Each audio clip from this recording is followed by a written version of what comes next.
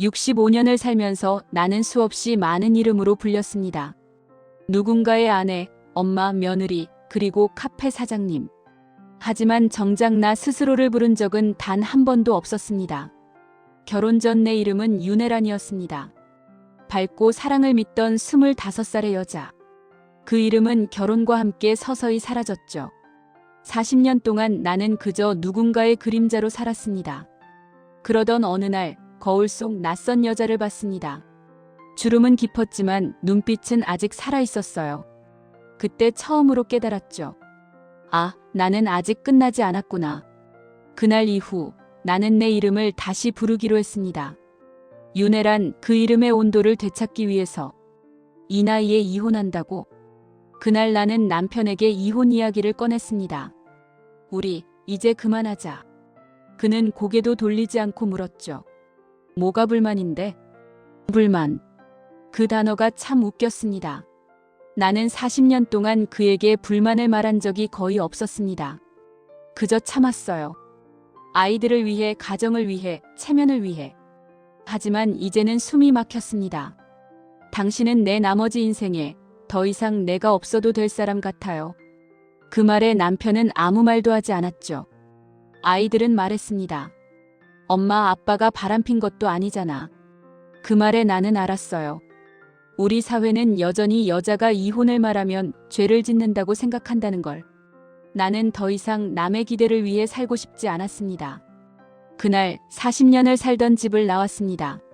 손이 떨렸지만 이상하게도 눈물은 안 났습니다. 대신 숨이 쉬어졌어요. 이혼 후 받은 돈으로 작은 상가를 얻었습니다. 벽을 다시 바르고 간판을 달았죠.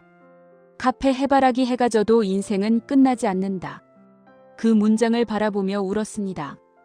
그건 나 자신에게 보내는 편지 같았어요. 첫 손님이 오던 날 커피를 내리며 손이 떨렸습니다. 맛있게 드세요. 그 한마디가 너무 낯설었어요. 하지만 동시에 살아있는 기분이었죠. 밤이 되면 또 외로웠습니다. 문을 닫고 불을 끄면 고요가 무겁게 내려앉았어요. 나는 자유로운 걸까, 아니면 외로운 걸까? 그 질문이 매일 밤 따라왔습니다. 몸이 변하기 시작했습니다. 운동을 시작했거든요. 처음엔 쑥스러웠지만 몸이 바뀌자 마음도 달라졌어요. 허리가 펴지고 어깨가 펴지니 자신감이 생겼습니다. 거울 속에 내가 다시 눈을 떴어요. 그래, 이게 나였지. 몸을 돌보는 건 나를 사랑하는 첫 번째 방법이었어요. 봄바람이 불던 날 운동을 마치고 나오는데 눈물이 핑 돌았습니다. 괜찮아, 이제 다시 시작하면 돼. 그건 내 안에 또 다른 내가 건네는 위로였죠. 사장님, 요즘은 앱으로 다 만나요.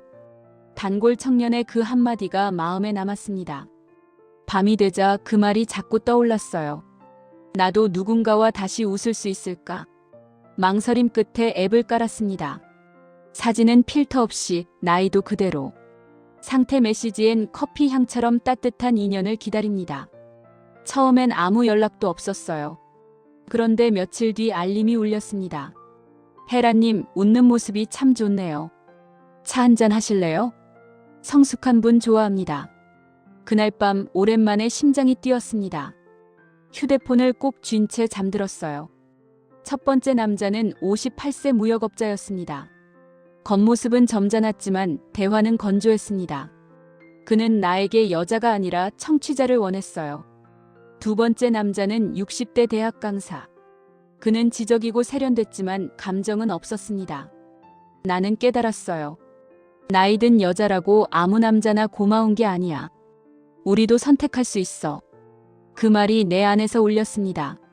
나는 다시 내 인생의 기준을 세웠습니다. 그때 나타난 사람이 도현이었습니다. 40대 중반 건설 현장 소장. 처음엔 투박했지만 진심이 느껴졌어요. 누나, 진짜 멋지다. 이렇게 사는 사람 처음 봤어요. 그 말이 이상하게 마음을 녹였습니다. 그는 나를 지금의 여자로 봤습니다. 그와 있을 때면 나는 숨을 쉬는 것 같았어요. 그의 말 한마디, 손끝의 온기, 그 모든 게 나를 다시 살아있게 했습니다. 도현은 나를 존중했습니다. 편할 때 보자. 힘들면 쉬자. 그런 여유가 참 좋았습니다. 하지만 인간의 마음은 늘 욕심이 나죠. 앱을 지우지 않았습니다.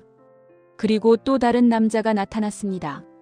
45세 IT 회사원, 젊고 세련됐죠.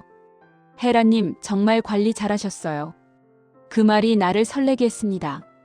하지만 그는 점점 내 삶 안으로 들어오려 했어요. 둘째 만남에서 그는 말했습니다. 저만 만나주세요. 아직은 자유롭고 싶어요. 내가 말했지만 그는 멈추지 않았어요. 나는 다시 숨이 막혔습니다. 그 남자가 카페로 찾아왔습니다. 손님들이 앉아 있는데 내 이름을 부르며 말했죠. 혜란 씨, 어제 왜 전화 끊었어요? 순간 등골이 서늘했습니다. 하필 그날 아들이 카페에 왔어요. 엄마, 저분은 누구야? 손님이야. 그날 밤 나는 깨달았어요. 세상은 여전히 욕망 있는 여자를 불편해한다. 그를 불러내 말했습니다. 이제 그만해요. 그는 낮게 웃으며 말했죠. 사장님이 어떤 분인지 다 알게 되면 곤란하지 않겠어요? 협박이었습니다. 하지만 이번엔 달랐습니다. 그건 협박이에요. 그리고 난 이제 두렵지 않아요. 그렇게 모든 걸 끝냈습니다. 이제 도현은 여전히 내 곁에 있습니다. 그는 아무것도 강요하지 않습니다. 그저 내 이야기를 들어주죠. 누나, 오늘따라 더 예쁘네요. 그 한마디면 하루가 환해져요. 손님들은 말합니다. 사장님, 요즘 얼굴이 왜 이렇게 환해요? 나는 웃으며 대답합니다. 요즘은 제가 저를 사랑하거든요. 사랑은 꼭 누군가와 함께해야 하는 게 아니었어요. 내 안에 나를 받아들이는 것도 사랑이었죠. 그러던 어느 날 메시지가 도착했습니다. 안녕하세요. 혹시 아직 혼자시냐고 여쭤봐도 될까요? 42세, 자영업, 이혼, 아이 없음. 그 문장을 보는 순간 가슴이 또 두근거렸습니다. 아직 혼자예요. 반갑네요. 오늘은 여기까지 들려드릴게요. 다음 편에서는 40대 초반 남자와의 첫 만남, 그리고 도현에게 그 사실을 말해야 할지 그 이야기를 들려드릴게요. 이런 이야기 놓치기 싫으시다면 구독과 좋아요는 큰 힘이 됩니다. 댓글에 혜란 씨 계속 가요. 그 한 줄이면 저는 다음 이야기를 씁니다.